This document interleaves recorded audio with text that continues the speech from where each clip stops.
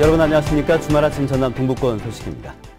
19대 대선 사전 투표율이 전국 평균 26.06%를 기록한 가운데 전남의 투표율은 34.04%로 세종시에 이어 전국에서 두 번째로 높았습니다. 전남 동부 지역에선 광양이 34.35%로 최고치를 보였고 순천이 33.63, 고흥이 32.13, 여수가 31.4%로 뒤를 이었습니다. 한편 사전투표용지는 관할 구시군 선관위에 보관된 뒤 대선 당일인 오는 9일 개표됩니다. 19대 대선 개표가 진행될 전남 지역 개표소가 확정됐습니다.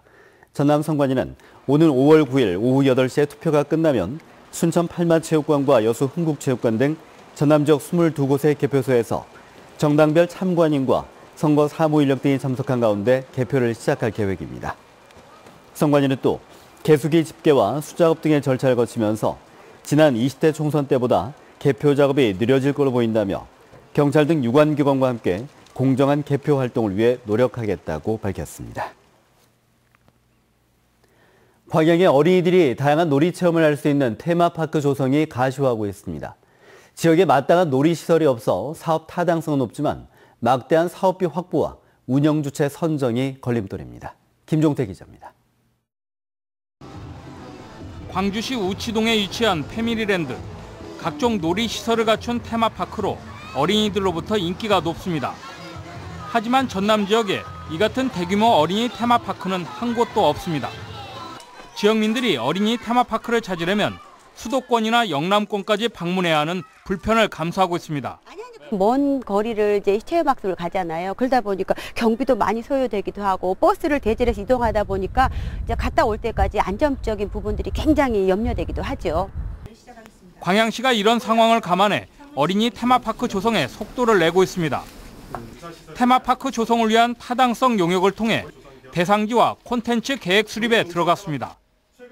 광양 지역 50km 이내 시군 인구만 140만 명을 넘어서 테마파크 수요는 충분하다는 분석입니다.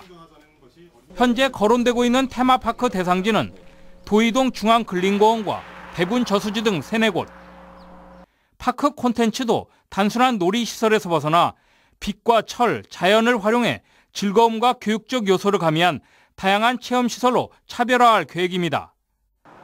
문제는 테마파크 조성을 위한 막대한 사업비를 어떻게 확보하느냐입니다. 수익이 나는 부분에 대해서는 민간 투자도 유치를 검토를 하고 있습니다. 그리고 운영에 대해서는 시와 또 민간이 공동으로 운영하는 방안, 또 잘 될 경우 공신력 있는 기관이나 단체에 위탁하는 방안 여러 가지를 구상 중에 있습니다. 어린이들의 꿈과 희망을 키워줄 테마파크 조성 사업이 어떤 모습으로 현실화될지 광양시의 행보에 관심이 높아지고 있습니다. MBC 뉴스 김종태입니다. 중국이 최근 철강 설비를 잇따라 폐쇄함에 따라 국내 철강 가격도 상승할 것이란 전망이 나오고 있습니다. 포스코에 따르면 지난달 중국이 비규격 철강 생산업체 500여 곳, 1억 2천만 톤 설비를 폐쇄한 데 이어 가동 중인 철강 설비도 지속적으로 폐쇄한다고 밝혀 공급 과잉 회수가 가속화할 전망입니다. 포스코는 이에 따라 철강 국제 가격과 함께 국내 철강 가격도 오를 걸로 예측된다며 중국의 철강 가격 동향을 주시하고 있습니다. 복지 관련 지원금이 새는 것을 막기 위해 집중적인 단속 활동이 실시됩니다. 순천시는 올해 말까지 부정수급 근절 추진단을 구성해 관내 복지 대상자 15,000여 가구 2만 1,000여 명을 대상으로 소득이나 재산 은닉과 허위신고 행위 등을 조사합니다. 시는 적발된 부정수급자에 대해서 적극적인 환수 조치에 나서고 6개월 이상 또는 300만 원 이상 부정수급자의 경우 고발 조치할 계획입니다. 고령화로 인해 농업, 특히 농산일에서 외국인 인력 의존도가 커지고 있습니다. 그러나 정부의 외국인 인력 공급 대책이 겉돌면서 대부분 현장의 외국인 인력 고용이 탈법과 불법 사이에서 이루어지고 있습니다. 박여운 기자입니다. 50여 가구가 모여 사는 농촌마을. 주민 대부분이 60대 이상으로 번갈아 도와주던 품앗이는 옛말이 된 지 오래입니다. 농산일이 한창일 때면 웃돈을 준데도 자체 인력을 구하기가 힘듭니다. 고령화 되었고요. 거의 한 60, 70대. 그러니까 사람 구하기가 힘들고 고된 작업을 해야 하는 수확철이면 외국인 인력에 의존할 수밖에 없는 이유입니다. 일선이 굉장히 부족해요. 그래서 지금 외국인들은 많이 이제 그 인력에서 이제 데려와서 이제 일을 이제 같이 이제 하다 보니까 조금 낯선 것 같아요. 농촌마다 외국인 인력 의존도가 커지고 있지만 정부의 외국 인력 공급 계획은 제자리를 맴돌고 있습니다. 올해 본격 시작된 외국인 계절 근로자 사업도 전국 10곳에 불과하고 외국인 근로자 고용 허가제도 내국인 일자리 보호를 위해 총량제로 관리하면서 사실상 그림의 떡입니다.